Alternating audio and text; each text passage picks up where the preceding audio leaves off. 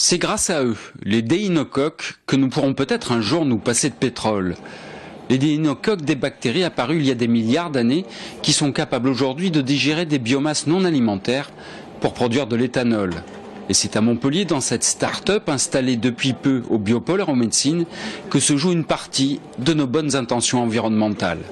On va partir de biomasse non alimentaire, c'est-à-dire de matière aujourd'hui qui est sous-valorisée, déchets agricoles, de déchets urbains, la fraction organique des déchets urbains est utilisable, de résidus forestiers, de cultures énergétiques dédiées, de grandes herbes qui poussent très haut, par exemple la canne de Provence, c'est un bon exemple, et à partir de cette matière qui est sous-valorisée, on va fabriquer des molécules qui remplacent le pétrole. Donc là vous avez un exemple parfait d'économie décarbonée, d'économie circulaire finalement, et de solution à l'après-pétrole.